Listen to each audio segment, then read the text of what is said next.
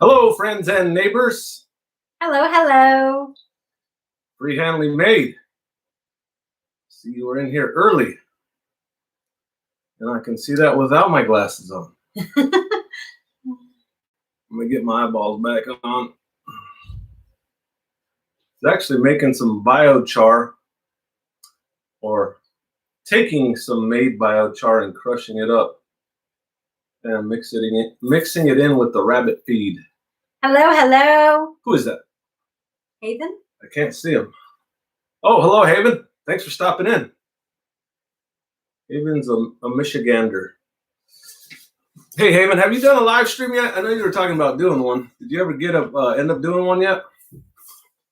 Thanks for stopping by, Haven. So you said you're putting biochar in the rabbit feed?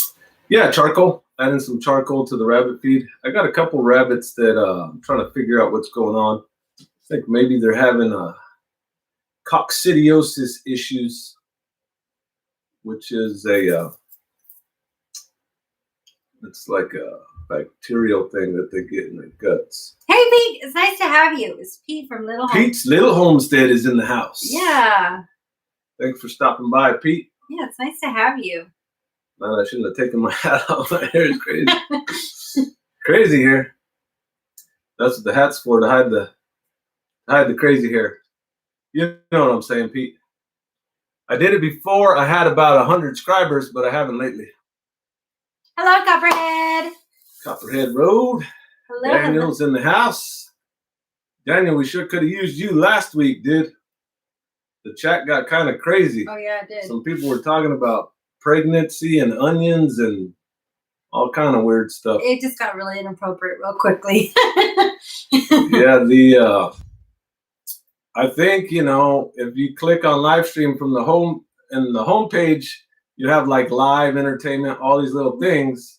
Look like somebody just clicked on the live and they decided, there was about 4 or 5 of them. They just decided to have a conversation in our chat room.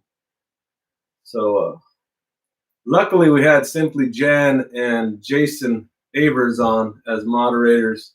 Yeah. And they were able to kick those guys out, but it's all good. Last weekend was Valentine's Day. I hope you guys had a good Valentine's Day. Yeah, actually, I just thought of it because Copperhead mentioned we were wiped out and needed a break that afternoon. You logged on for their live. We were sitting there going, "Where are they?" Well, we looked for their live. They didn't put anything out. Yeah, I guess I should have clarified. And then Haven was asking, my love, what biochar process you do. Oh, what is your biochar making process? So I actually made a video on how to make the biochar oven, but I have not made the biochar making process video. So we use 2 55-gallon steel drums. One of them is the oven part, and the other one we basically just cut out the top and the bottom, and then we use that one as the chimney for it. And that really sucks the air through the bottom. When you get a chance, take a look at that video and you'll understand the oven. Like I said, it's just basically 2 55-gallon steel drums. And we get that going real hot. And then we basically just close it off.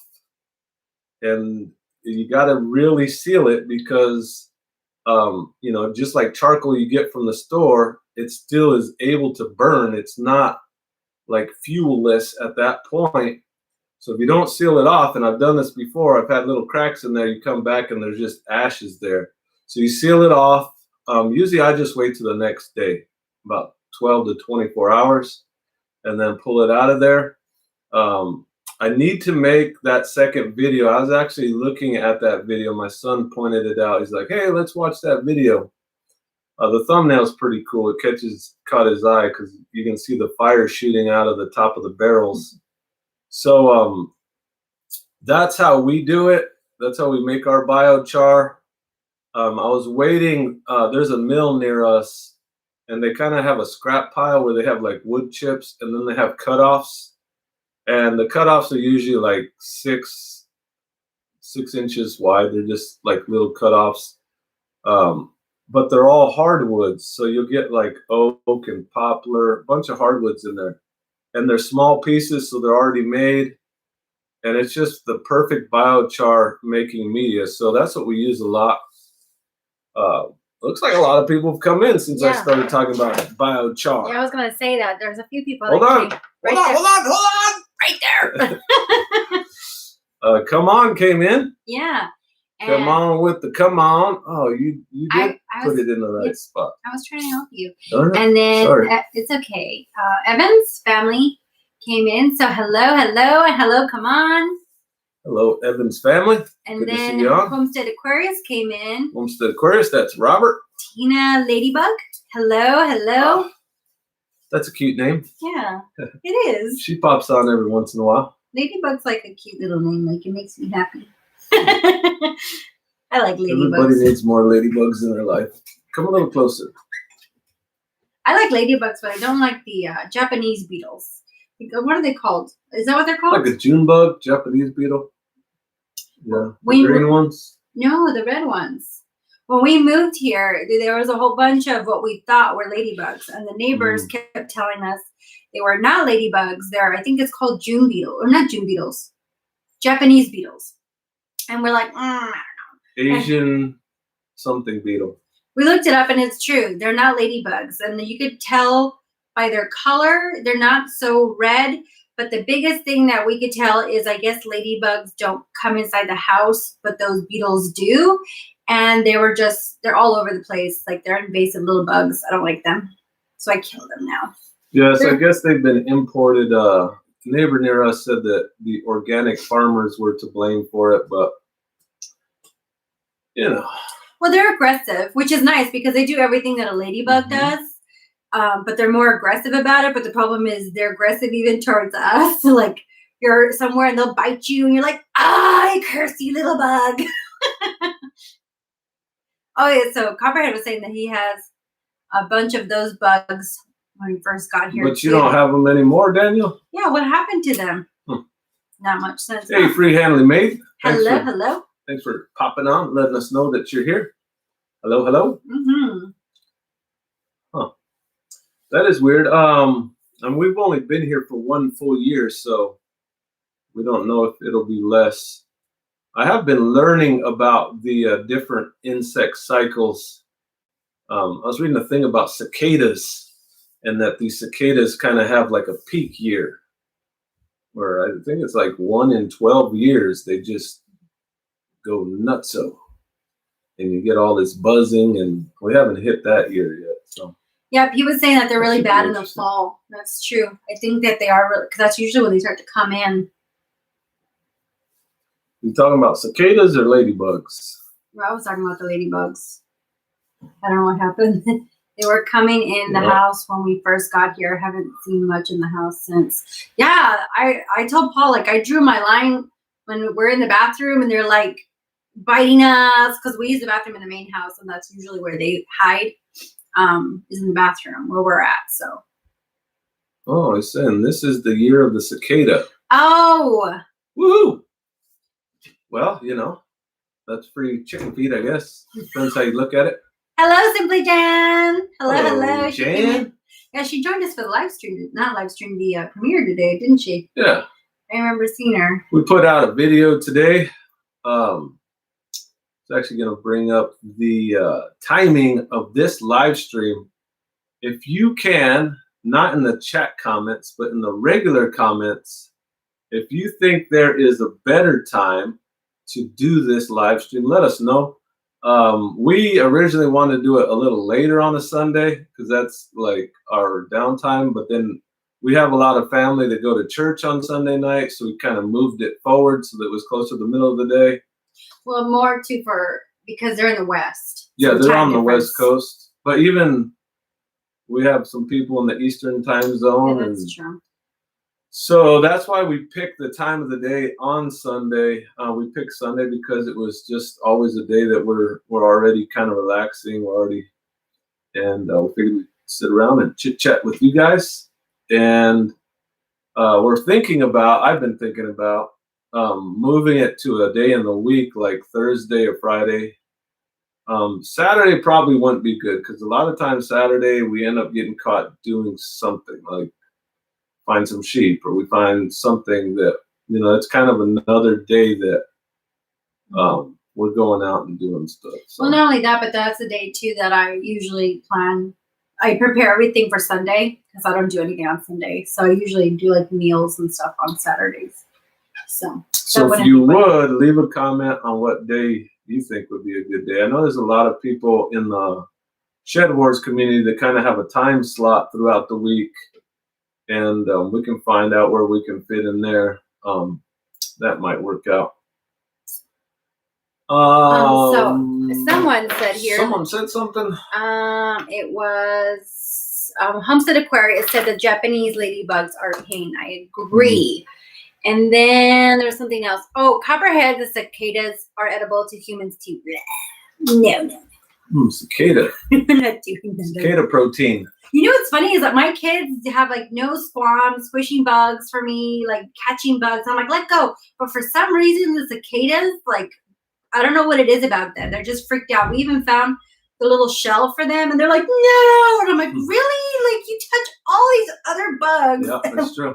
The cicada is the one that's like, no go. Yeah, it's probably that noise and that vibration they make. That you get a hold of those little dudes and they just start freaking out. But they have the other bugs. The kids would put like string on them and like have them fly high. And I was like, look, guys, it's a cicada bug. And they're like, nope. Oh, Jan said that Freehandly Made has a live stream scheduling information. Yeah, they wrote that right above there. Send me your email. Right here, look at. Right there, she wrote that. I'm your person. Look at that. Well, awesome. Yeah, thank you. Do that. Our email is also on our About tab, but I'll send you that. I always call them locusts. I always call them nuisance. I'm cursing. Thanks, Freehandly Made. I will do that. And thank you, Simply Jen, because Paul didn't even see that. Simply Jen comes to the rescue. Yeah, we were talking about you earlier. All good things to Copperhead. I got a little cray last week, and you're helping us out. So thank you. And I know that Jason was here too, and he actually made a video about little bugs on it was last Sunday, wasn't it? Yeah, those little beetles and stuff. Not Sunday. I forgot what day it was. He's the one that keeps more track of the time. I'm always forgetting what day it is. But he was doing one on beetles. And I was like watching, and I was actually trying to get his attention. Like, Paul, pay attention to you, pay attention. And then Jason was talking, and then he stopped, and I was like, play it. Yeah. Okay. What he's talking about. I know what you're talking about. Talking about like the assassin beetles. Yeah, Jason Avers has been doing a permaculture. Man, I don't even know what you'd call it. I guess it's a permaculture series, but he was going into the beneficial insects. And he was going through talking about how there's, bad bugs and that the good bugs come out and counterbalance the bad bugs, take them out. It's kind of what we're going to be talking about in our live stream. What did I do with my little show notes? Let's see here. I hope you guys are doing good. It seems like we're coming through. Most of the country's coming through the thaw now. Mm-hmm. I know that we dropped our lows, I should say our average temperature was about 25 degrees for the last week. And now we hit a high of 50 today. So we're walking around in t-shirts and not shorts, but just t-shirts. Yeah. So that, that relative, kind of like what's cold? Well, what are you used to at the moment? And then we got used to the real cold, and then we switched over, and then 50 degrees doesn't feel cold at all. Hello, Will It Grow? And then Simply Jan said, I can't believe all the cuttings you brought from such a great price. And Jason is so smart. I agree with that. Like I said, I was like, pay attention to me. And I was like, no, wait, push play. And then Lioncrest? Hold on, Will It Grow said hello. He's above Lion Crest right there. You see him? I said hello. You said hello to Will It Grow? Really? Yeah. And if I did it. I'm going to watch this live stream. bag for you. Lion crest. It went up. There's something. No, he's right there. No, it's right here. Oh. So snow and most of ice had melted in the east Texas. Oh, that's good. You can see it, Tina Ladybug, right below Lion Crest. I'm actually really excited that our snow is melting. So we've actually had water up until, was it yesterday? The tanks froze and we had no City water. Yeah. Well, I'm talking about the RV water too. Yeah, you got to say what you're talking about. The RV water froze and we didn't have water, but we were using water from the main house. And then that froze because I think one of the kids was washing dishes in there and then closed the tap. So we didn't have any water. And so we're like, are we going to starve and die? No, we were. The kids were thinking that. We weren't thinking that. But we are good. Things are melting. And then, let me see. Our rainwater tanks runneth over. Mm-hmm. We have a rainwater system. It probably holds about 700 gallons. More than that. It's probably closer to 900 gallons, actually. Mm-hmm. And all of our tanks are all filled up now that the snow on the roof is melting. Actually, one of the kids was like, we should use the rainwater since we have no water. And we're like, the ones that are frozen? And they're like, oh, yeah. So the neighbor did offer, like, hey, you can come over and get water from them. So we're like, well, if it doesn't thaw, then we'll take you up on that offer. But it did thaw out. So I was excited about that. And then Copperhead said, your drain froze. So then we had a drain freeze too in the bathtub. The bathtub, we were dripping that, and then it started collecting water, and the drain froze on that thing. So that's thawing out. Thankful of water here too. We have a lot of backup water sources. Like we have a creek that runs through our property. We have 2 ponds. We have that water catchment.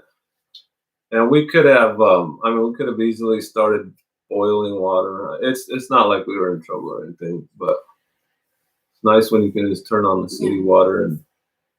I guess I should have clarified. We didn't have any convenient water available. Hey, MB stopped in.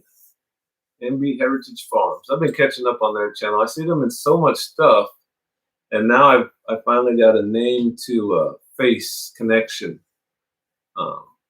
There's so many YouTube channels, so many homestead channels. And before I forget, I want to thank you all for being here. Yeah. We do appreciate your support. Every single one of you. Thank you. Just wanted to say that. Yeah, thank you. We really appreciate it because sometimes we're like, well, I hope someone comes on. That's always nice when you guys do. So thank you. I'm just here for the chaos. As in I create chaos. Then someone, it was Homestead Aquarius wrote this earlier. Let me see it right there. How are the long hugelkultur beds doing? So Robert, on the hugelkultur bed, that's a 50-foot bed we started. So we never put soil on top of it. We kind of left it open, and the hugelkultur mound is kind of in like a still building process. We have a lot of the main logs that go into it, but we left it open to keep adding brush. So right now it is just basically it's basically just a long brush pile that that we haven't planted into yet. But we're observing a lot of things with that mound. One thing that we're really noticing is that it's slowing the amount of water. There's a pretty good elevation there. I'd probably say it's probably a 20% grade. So for every 100 feet, it falls 20 feet. No, it's not that much. I'd say it's a 10% grade. And it really has slowed down the amount of water that flows through there. And there's actually a certain amount of sediment that's collecting in front of that mound. It's almost like a swale, except for the fact it doesn't have a depression in front of it. But it still acts very similarly to a swale, where it slows that water down and it allows that loose sediment to really get trapped there. And then downhill, we're already noticing an effect on the plants that are downhill from it. As that wood's decaying and that water is sitting in that area, downhill from the hugelkultur mound, we're noticing that those plants are thriving. They're doing really good. And there's plants that are actually starting to grow up through the wood. You know, usually on a hugel mound, you're going to have logs and then smaller stuff as you go up. Forget the width that you're shooting for, but it's pretty large. I want to say it's like 6 feet at least, maybe 4 feet, and then like 3 feet, 3 or 4 feet high. So we don't have enough material for it yet, so we're still building that. But yeah, that's where that's at right now. And then during the growing season, I forgot when you put the sheep over there, they had a field day. Like they were like, "Thank you for the salad, sir." Yeah, there was a lot of bigger plants. Like you could see the dandelions in the whole rest of the property, and the dandelions that were growing up to the hugel mound area, they were 4 times bigger. So that was like with a lot of different species. So that's pretty neat just to see that. So we'll keep on working on that. It's definitely not something that we're just going to give up on. Another thing with that, just kind of a little update, is we didn't know for sure that we wanted that exactly right there. So that's one of the reasons also that we didn't just completely finish it out, because we weren't quite sure. Yeah, and Homestead Aquarius also said nothing wrong with that. Nature can be working on it while you do other things to it as you go, and it's true. Yeah, very true. And Will It Grow said earlier, watch out for faucets, loose faucets. Actually, the other day, that's what he calls Simply Jan. It's kind of it's their ongoing feud. I thought you were talking about the actual faucets. No. Yeah, I saw like them going back and forth. I didn't realize that was part of it. I was thinking about something totally different. That's part of the shed war. That they put the war in shed wars. The method of homestead rescue the other day it looked amazing. The last one at Simply Jan. Oh, that method. She's talking about the hugelkultur method. Yeah. Oh, the one Simply Jan was talking about our hugel man. Yep. So I've been doing a lot of observation, and I want to share a couple of little things that we've noticed, or that I've noticed. Yes. Sorry, it's because I was just thinking, because I'm awake. Copperhead wants to know about the raspberries. Tell me about it's going to go into something, and then I'm going to forget. Yeah. I don't know a whole lot about them, Daniel. They're the bark is purple. They do have thorns. They're not a thornless variety. He was just the guy Cody. I don't know if you saw in that video. I did mention it, that his email is in the description of that video. So he plans to start a website and sell at a little larger scale. He says he doesn't ever plan to get really big, but yeah, just a little plug for Cody. He's in Crossville, Tennessee. Jan did make the comment that it was a good deal. It was a really good deal. So when I talked to him on over the phone after I responded to the Craigslist ad, he was like, well, they're about $5 a plant. And then I started asking him, and then he's like, well, you know, usually I throw in some extras. And then I'm like, okay, well. And then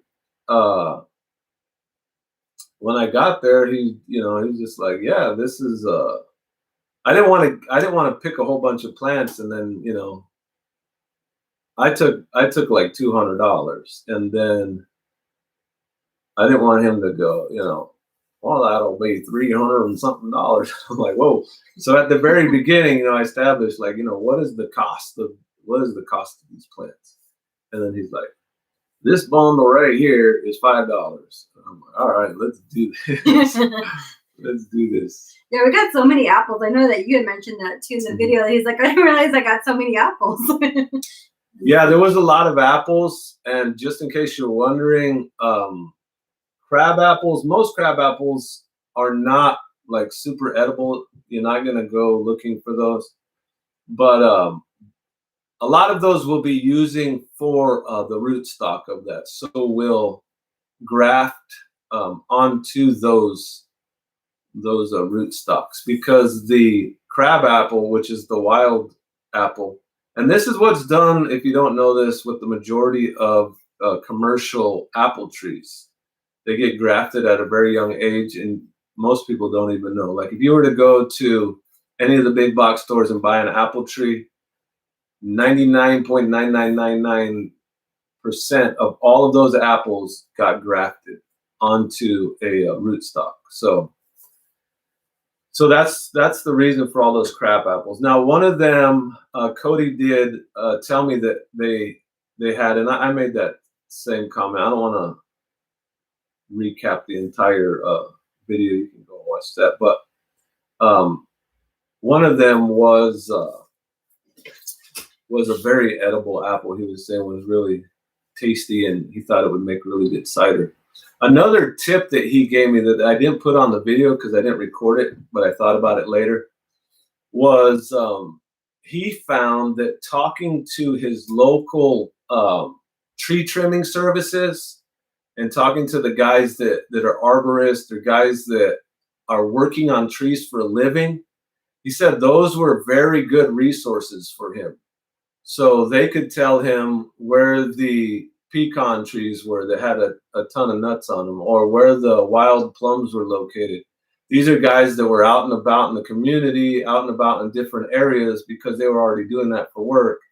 And he said that he found them to be a very good resource for finding those native species, those things that were already growing, those wild edibles, I guess you could call them. So just throw that out there for any of you guys, you know.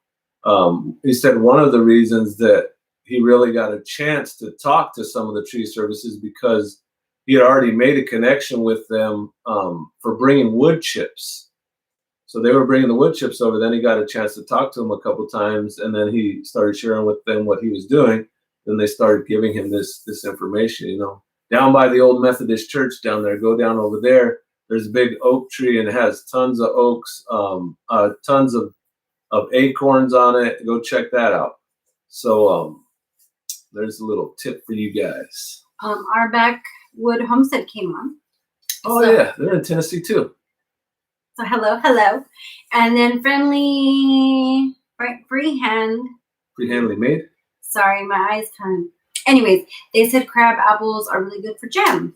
They're very popular. You just have to add a lot of sugar. So that's good to know. Yeah. Maybe Paul can make some jam.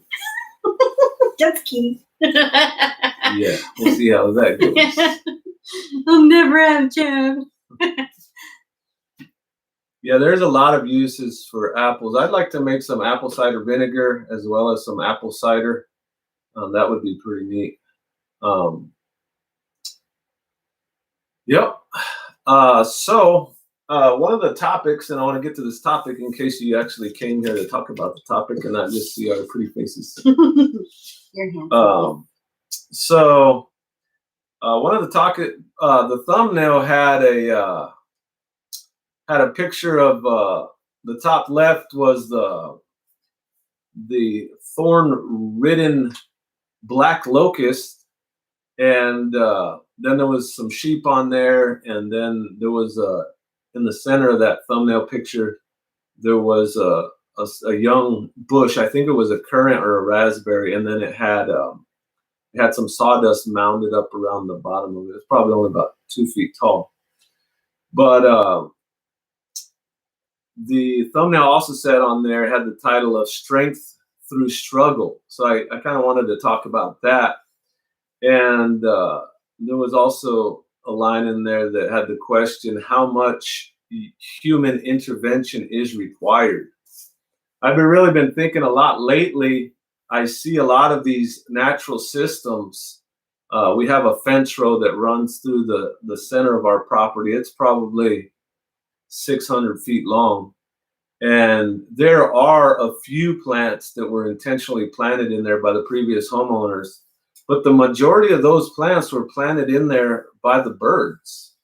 You know, the birds have eaten fruit with seeds on them, and there's all these different things in there. So I made this observation that a lot of the plant species, and this is not really a refined explanation or anything, it's just something that I observed. A lot of these plant species, you can see this whether it's in the forest, in the pasture, you know, in different types of landscapes. But a lot of these plant species are created by, maintained by, and go to support the animals. So they kind of go hand in hand. So this fence row that I was noticing, you know, the majority of our property is pasture. It's pretty cleared out. But on this fence row, these are all plants that support these birds. These are all plants that these birds planted. There's wild blackberries in there. There's honeysuckle in there, which the honeysuckle has little berries on it in the fall. There's two different kinds of honeysuckle in there. One's a bushier variety and one's a vine variety that will cover the entire fence row if we let it. But these are all things that go on and they're part of the cycle. You know, the birds plant them and then they feed the birds. And then also in that fence row, not so much in that one, but in our bordering fence row, we have a bunch of nut trees. We have hickory and oak, and I can't think of another nut tree off the top of my head. But these are probably trees that the squirrels planted. So the squirrels go through, these little animals, they go through and they plant these, and then these plants go and they support them. So it was just kind of an observation that I had. And one thing that I'm really noticing with the sheep is with regenerative farming, when you're putting the animals on a piece of land, on a piece of grass, or just any piece of property in general, when you're putting those sheep there, it's kind of counterintuitive. You would think that they're going to eat everything and kill everything, and they're going to stop that cycle. They're going to kill it. But it's just the opposite. As they go through and they move through it, you know, keep in mind that is taking into consideration that they're not overstocked in an area and they overgraze the area. So if they're in that area and they're there for the right amount of time, then they eat, you know, whatever is there, and then they take that plant material down to a level and they maintain it at a lower level so that other species of plants don't come in, and then it becomes a forest eventually. So they're keeping that maintenance of the pasture, but then they're also feeding it with their manure. So as time goes on, they're actually building up that soil. That's where that regenerative farming, regenerative grazing comes from. Is that they're keeping that cycle going. So even if there is a nutrient deficiency at first, eventually it will balance out. And sheep and goats are really good because of the fact that they go and they will browse on the different brush and trees and stuff that cattle won't feed on, and they'll bring and distribute those minerals around the property.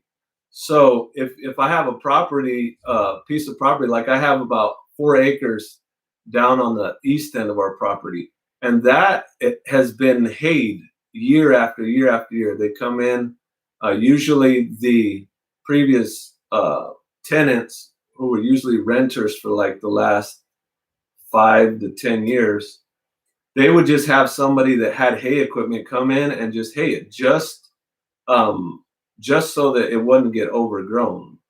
So they would come in, whoever was doing the haying, they would take the hay, and then the grass was cut basically. So it was kind of a win-win situation. But the problem with that is that year after year, all of those nutrients were leaving our property, just continually going away, going away. They were never replenished at all. So now with the sheep there, they're taking and spreading these nutrients out. So it's really neat to see that.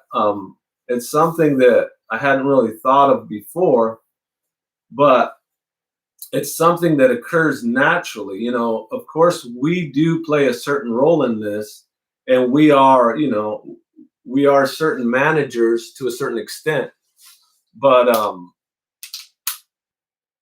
we don't have to, you know, we don't have to teach this. We don't have to show them how to do this. As long as they're in the right place, it just happens, you know. You don't have to micromanage. We don't have to micromanage. Yeah, not a whole lot. Another thing on that same line was, you know, the more, I'll kind of preface this with, a lot of times I'll see like farming channels or homestead channels, or just people that have animals in general, and like their idea of having a sheep or cow or a horse or whatever it may be is just like, I'm gonna fence off this area, and that's where my horse lives, or that's where my cow lives, or that's where the sheep live, and that's it, and they make it work.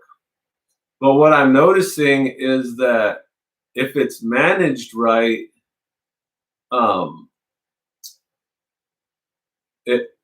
there's a method called management intensive grazing, MIG.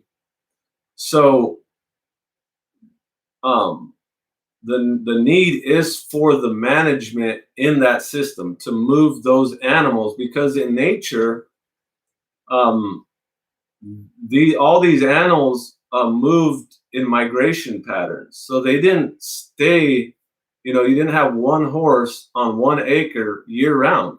It just wasn't there. You know, if that horse in nature was a wild horse, it might be there for a day or two max, and then it would move on. It would go to a new location. So when I see, you know, these I'll be honest with you, like, I had the same mindset. You know, I need to fence off these certain areas, and this will be where my pigs are, this is where my sheep are, and this is, but the more and more that I see that if you become the manager of that migration process, then it's a lot more healthy system, and there are a lot less health needs that you have to attend to. Like, I was reading this this magazine today. It was actually not necessarily like a magazine, but it was a brochure for Premier One. Premier One makes fencing, so we bought the Premier One fencing, and then we got on their mailing thing, so they sent us a catalog. Well, they sell everything you could think of. They sell ear tags, they sell deworming chemicals, they sell hoof trimmers, they sell everything you can think of. They're a great company. I'm not trying to knock the company, but what I noticed was the majority of the products that they had there, they were because the human element of raising those animals just required intensive inputs. You know, they kept the sheep in these cages. You had to have these cages. Now you have to have all these deworming things. You have to have all this equipment to hay the field. And now you have to have all this equipment to bring the hay in from the field. Now you have to have this huge barn where all these animals are stored. You have to heat and cool, and now you have a lambing center, you have lambing stations, and you have heating stations. And man, it was so labor intensive. Like our sheep are out in the field. We move them this time of year, we're moving them every 10 days. And we have a portable shelter that costs probably $150. And that's our infrastructure. Like, that's it. But, so many times I see this, like, we're trying to force these animals and these things into our little into our little box. Like, we're trying to cage them. And I wrote this point down, and it says the more a plant or animal is contained or caged, the more care is required, or the more labor is required for that. So that was what I kind of wanted to bring up and kind of talk about with you guys is one of my observations that I'm really noticing. And when we first got here, we were like, we need to fence the whole property. We need to divide it up. We need to have all this interior fencing so that we could, like I said before, we had the pigs here and this. But what I'm learning is that we really want to cycle. We want to cycle through this the way nature does. We're in a winter season right now. So this is kind of, a different season where nature is doing something different. I see these cattle lots around me, and they'll have 20 acres that are mud. They're just like sloppy mud. The grass is ruined. That grass isn't going to grow back for years. They've wrecked that grass, and they've made it like very unhealthy. And then too unhealthy because when it rains, you can see the poor cows. Like some of it's like hillside, and they're like slipping, and they're full of mud, and you're like, well, that cow's fallen more than once. And before we move on, Welsh Farms came on a little bit ago. You were talking, Welsh Farms. So I didn't want to stop you. But hello, Welsh Farms. You came in. And then Simply Jan said, Paul, you are exactly right. So I know that. Hey, look at Homestead Aquarius said something. Oh, you're right. I'm sorry. Nature is very capable of doing most of the work if we just understand her and try to help. Yeah. So that's what I'm trying to do. I'm trying to understand. I'm trying not to force it to do what it doesn't want to do. God made it in such a way that he's the creator, he's the boss, and it's going to do what he created it to do. And I don't have the power, in my very limited power, I don't have the power to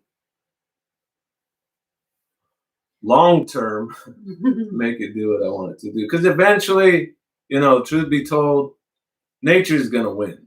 Nature's going to win. And I think that's Robert's point, is that nature is stronger than us.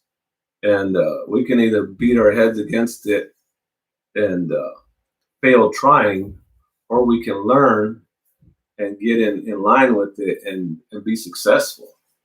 One thing that I'm really noticing, starting to collect these wild varieties, and one of the reasons that we're collecting these wild varieties is because of the strength and the vigor of these things. People have taken and you see these blackberries or apples or a lot of these fruit varieties that are very appealing to the eye. The fruit is, and the reason that these varieties were created was because they're more sellable, or because they have a longer shelf life and they last longer, so they're able to sell them. Like tomatoes. Many times, a lot of people don't know this, is tomatoes are usually harvested while they're green, and then they go through a process of actually making them red. So a lot of the fruit that we get at the store isn't ripe. You probably have noticed this. But one of the nice things about growing our own food is that we can actually eat ripe food. And I know that the nature has its own method. Like I know for me, I like things that are Pinterest and things that are like in a row and pretty. And before I go on, Drop Family just came in. So hello. Trying to kill me. I get cold. But I know that I like things in a row and I like things like have an order. And so when I see things that are kind of like all over the place, I'm like, things are not in order, it's chaotic, but actually nature has its order. And I know like what you're saying a lot of is like when we're trying to fit it into our mold, you're actually working more. And I agree with that. Even though for me, like I like the picturesque of neat little rows. I can organize my cans, I guess, in neat little rows. So Drop Family said something. Let's see here. You want me to read it? Yeah, go ahead. I think what you are saying that the industrialized farming and ranching has to change because of the onset of the grand solar minimum. I have done a little bit of research about the grand solar minimum, but I don't know enough to really speak on that. But I do agree with the fact that industrial farming does need to change. I'm not big enough. I don't think anybody here is big enough to force them to change. The thing is, I can change where I'm at, and I can start reaching out and teaching people, which is one of the main reasons that we started this YouTube channel. You know, even if we just teach a couple people and they teach a couple people and they teach a couple people, we're noticing in our area, you know, people are starting to realize, hey, those guys don't do things the way everyone else does. Why don't you guys have a 5,000 square foot barn to put your sheep in? And why don't you run electricity up there and keep them warm in the winter? A lot of what we're doing is, hey, you know, if something's not strong enough, if it's not able to survive, we don't want it here. Like, we don't want to have to baby everything. That's not the way it should be. There's beauty in nature's chaos, but also neatly trimmed proper gardens behind landscaping. I like to blend the two. Yeah. Amen to that. So that's kind of, you know, that's what I believe the Garden of Eden was set out to be, was not terribly labor intensive, but there was a certain amount of labor that God intended. And, you know, I think everyone can appreciate walking through nature and seeing just about anything in nature and appreciating it. There's a few comments that we missed up here. I started to read and then I got kind of lost right there. Simply Jan mentioned. Simply Jan says, everyone told us we had to have electric fencing for our pigs. We've given them so much land pasture to pasture on. They've never once tried to get out. They're content. Yeah, that's a good point. If your animals have food, they're usually not going to take off. We have ducks. We have ducks that free range, and our neighbors are just astonished that the ducks stay close by. Sorry, I hear a noise, and I'm like, what the heck is that? And I think it might be the snow. Sorry. And then Homestead Aquarius said, yep, all the survival strength has been spread out. Am I reading it? Yeah, and all the great benefits of that, the food are green. And then Pete, are gone. Yeah. I hear a noise. Sorry. Yeah, so like a perfect example of that is there's an apple orchard right by our house, and I kind of hesitate to talk about stuff about, you know, people that have property near us, because maybe they'll be watching this video one day like, that guy's talking junk about me. But these guys have an apple orchard, and they're actually pruning right now, and they've hired us to pick up sticks. So they cut the sticks off, and you know, they're preparing for next year. And they think like if that stick stays on the ground, that it's going to cause like some disease to start on the ground. And so they go through and they spray these apple trees before the growing season to kill all these pests. And then they go through and add all these fertilizers, and they really have to like baby these things. They have to like put a whole bunch of time and effort into these trees, where we kind of take the opposite approach. It's like, if this tree can't make it, then let it die. Like we want something there that's strong. Like if it dies, we'll plant something else. If it dies, we'll plant something else. So one of my favorite people to watch, and I mentioned him on one of our live streams that was titled "Our Most Influential YouTube Channels" or YouTube. And this person's name is Mark Shepard. I would encourage you to look him up. He doesn't have a YouTube channel, but he's on a lot of homestead like webinars or homestead seminars where he'll get invited to speak at these. Actually, it's not homestead; it's permaculture seminars. But he has an acronym that is STUN, STUN.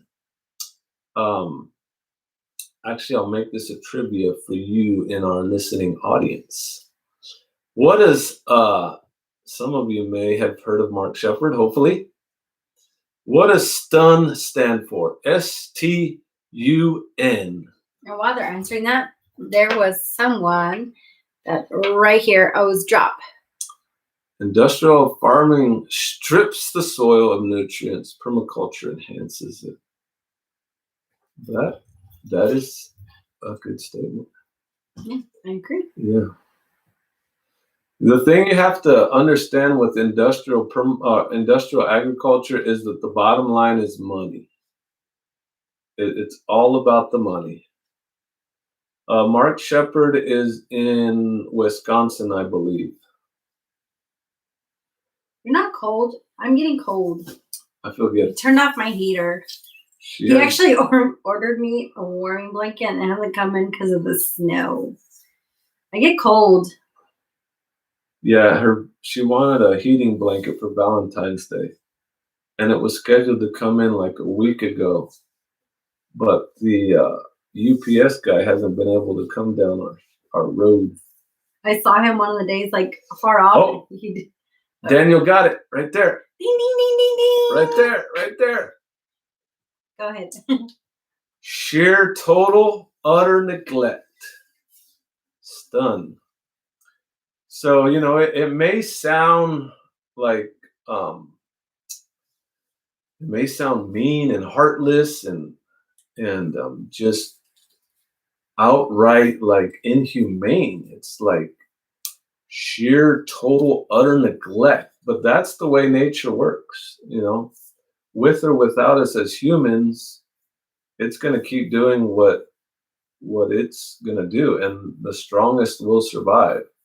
It almost reminds me of that deer that you guys found, and then like a few days later, someone sent me a thing on Instagram, and it was saying like, if you see a cute baby deer in the wilderness, leave it alone. It was saying that so many people try to help these little deers because they see them like huddled somewhere, but they don't realize like as they touch it, they put scent on the baby deer, and then they're actually more accessible. I can't say the word right now. Susceptible. Yes, thank you. To animals getting it because now it has a smell. Yeah, so the predators can find it a lot easier because a baby deer is actually scent neutral. It doesn't put a scent out there, so the predators have a hard time finding it. But when you go and touch it, you kind of make it stand out in nature. It almost sounds like backwards. Like you see a cute little innocent deer, you're like, let's help it. And it's like, no. So Drop also mentioned. Yeah, it looks like we have a few Mark Shepard fans. So Simply Jan, if you haven't heard of Mark Shepard, you got to go check out some of his stuff. He definitely likes to rant. So don't we all though? you'll get everything that he has to say usually in about an hour. Yeah, leave Bambi alone. In about an hour segment, you'll get about everything that's out there. And like I said, a lot of that is because he doesn't have his own a YouTube channel. One thing that I was thinking about when I was thinking about this was the Gigapet. I don't know if any of you guys remember the Gigapet. Did you ever have a gigapet? Oh, I had so many. I think I had like 2 or 3, and then we ended up like swapping with some friends. And I can go detail. You got to point to this. Yeah. So the gigapet was like this little electronic. Usually they were like the shape of an egg, or they were a little round plastic ball thing, like a sphere. And they had a little screen, LCD screen. LCD, yeah, not LED. So they had a little LCD screen, and you had to go check on this little thing. It would tell you like if it needed food or water or whatever it would be. And it was like, it had some entertainment value, but it was also kind of a competition. Like, how old is your gigapet? Because part of it was if you didn't feed or water it, and you didn't, do so much, check on it every so often, it would die. Like your little gigapet would die, and you'd have to start all over. So the Tamagotchi, I never heard it called a Tamagotchi pet, but that might be what it is. We call them gigapets. Yeah, me too. I always called it a gigapet. So that sounds like a Japanese name. So I'm pretty sure that's right, because I remember seeing some of them did have like the Japanese names on them. I forget what they were, kind of like Pokemon. They had those weird names. But yeah, so that's kind of like what we don't want. Like that's what we're trying to stay away from. We don't want to have all these labor intensive things that we got to constantly be checking on and worrying if they're going to die, and we got to give them this fertilizer, and we got to give them this, and we got to check this on them. There is a certain balance to that. There's a pruning. Yeah, you have to prune some stuff, and you have to encourage different plant growth. Pete said a different. The chia pet? No, chia pet is that little ceramic thing that you add chia seeds to, and then grass starts growing out of its head. Chia. Chia. Yeah, I remember my gigapet was a little dinosaur. That was my favorite one. It was a dinosaur one. I was thinking, I remember the leg and you dance. He was my favorite. Yeah, MB Heritage wrote the chia, and then they actually mentioned that I think it was that they were driving. So let me see. It's up here. Yeah, there was like 3 or 4 comments up there that we missed. Yeah, that they were driving. Back now. Sorry, it was project. All right, Eric. Oh, I wonder if we said hello to Eric. Eric, if we didn't, I apologize. Jagdeo.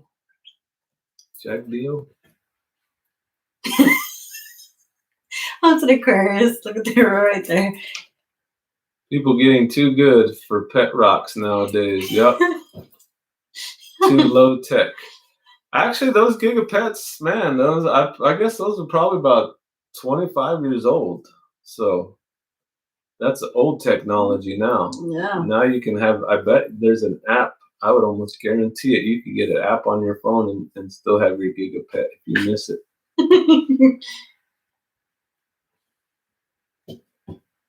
Bob Ross. The Bob Ross one is cool. I'm not sure what that is. Yeah. Is there a Bob Ross? Was that on the gigapet line? Are we still the Bob Ross gigapet? You talked about the rock one, and it reminded me of the weather rock. The Bob Ross rock. Remember the weather rock? Oh yeah, the weather rock. If it's white, it's snowing outside. It's wet. It's raining. So, lover, look at the time. So just be mindful. So our live stream normally runs from 4 p.m. to 5 p.m. Central Standard Time, and it's a couple minutes till 5. So, yeah. So we just wanted to chit chat about that and talk to you guys about that kind of mindset that we're trying to establish here. I have one last note, and it was on the Garden of Eden. If you're familiar with that account of Adam and Eve early on in the Garden of Eden in the book of Genesis, in the Bible, the good book. Really the point that I pulled out of there was that they had the ability to enjoy the garden without the intense labor. So when I started thinking about, and keep in mind, this is not a theological study or anything like that, but this is a just a observation.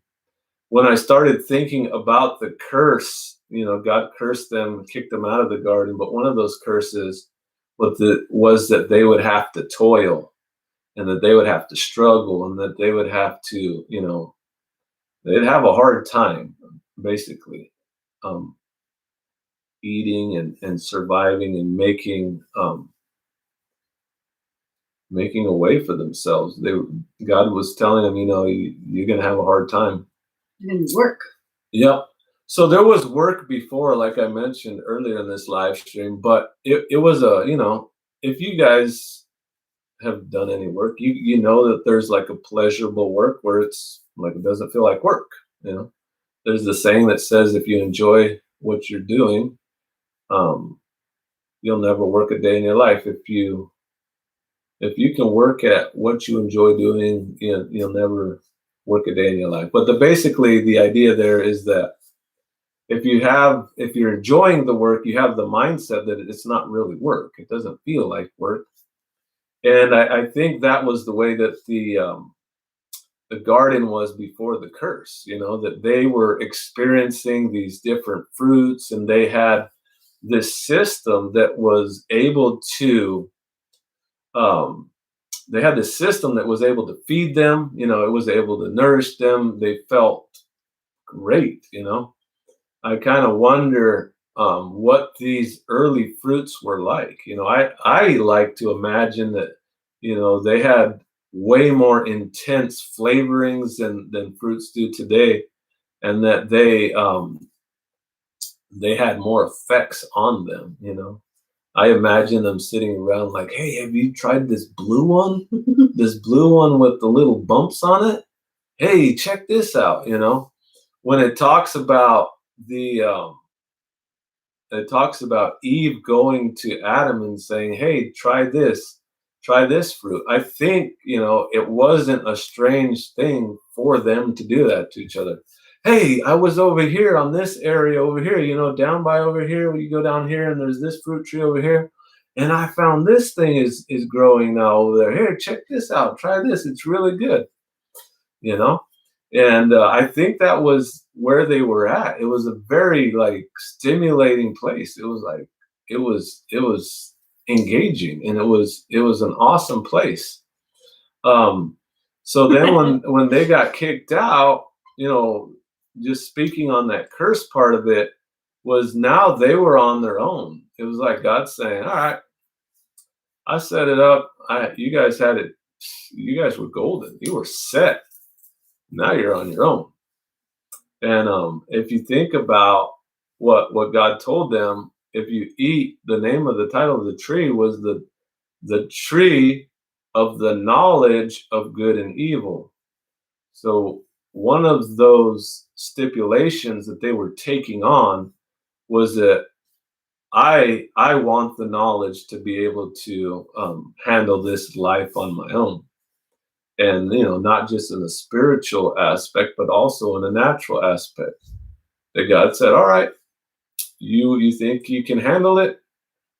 You're not going to be able to handle it. You're going to die. But that's what we're stuck with to a certain degree. So I really do believe, and I don't think this is very fanciful, I really do believe there is a certain amount of that garden that we can get back to. I don't believe that we should be investing all of our time in this temporary home that we call Earth. But I also do believe that that God made us with these abilities, and He placed us in the garden for a reason. That we have that tie into the garden for a reason, and that we understand that there is a benefit to trying to get back to that in the natural sense. to understand what God was trying to set up there, what God had established, that it was good, that God hooked them up. Yeah. Not just on a spiritual, not just on a spiritual standpoint, which I don't want to get too deep into on this channel, but I think you get a drift of where we're coming from. So Simply Jen said I have to look into the gigapets. And then she also said that great conversation as usual. So thank you, Jen. Thank you, Jen. And then, thanks for being here, Jen. Yeah. And then Homestead Aquarius says you have a lot of things left to plant. I'm sure that was a big haul. I agree. And then Copperhead mentioned what did you have in mind that is blue with little bugs? I was thinking that I was like maybe a raspberry, like a raspberry's not a raspberry, blueberry. I just made blue that with up. bumps. It was just something that I don't know. I just made it up on the spot. It was an imaginary fruit that I thought of. Paul Gauchi, yeah, we do a lot of stuff, and the Back to Eden method. Yeah, you said that right there. Back to Eden does a great job at his place. Makes it look easy with much to show people. Yeah, I'll send you one of those blue bumpy fruits. I'll send you one in the mail. But yeah, getting back to Robert's thing about the Back to Eden. A lot of time and effort goes into the starting up of these systems. Adam and Eve were lucky; they got plopped right down in the middle of it. But we have to do the work so that the reward comes after time. And I think it's worth the effort that we have to put in at the beginning.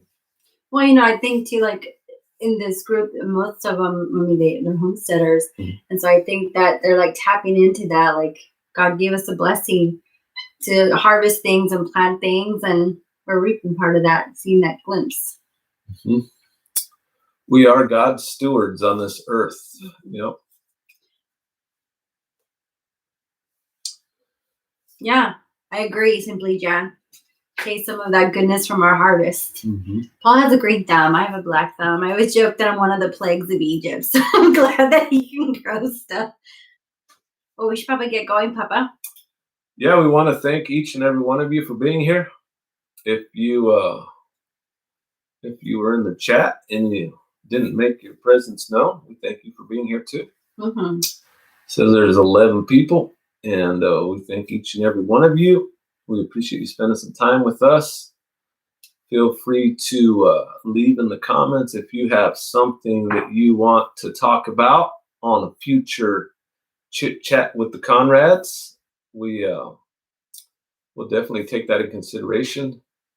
Usually these are kind of loose format. We don't really have something that we have to talk about, but we find it very beneficial to use the live stream because it's not usually going to happen where we're just going to sit down and start talking about a topic. Mm-hmm. So this is kind of a thing like I stated a lot of times, different observations that I've had over the last week or two that I try and bring forward. So it not only brings it to you guys, it kind of documents it for us, like where we were, what we had on our mind. It's kind of like a diary, if you will. And then we get your input. We put these ideas out and bounce them off of you guys and get some input from you guys. And we appreciate the interaction. We really enjoy it. So like I mentioned early on in the live stream, if you didn't catch it, if there is a better time or a time that you think would work better, I know that we're going to have to get with Free Handling Made when we get off this live stream and get with her on the email and figure out what the schedule's like.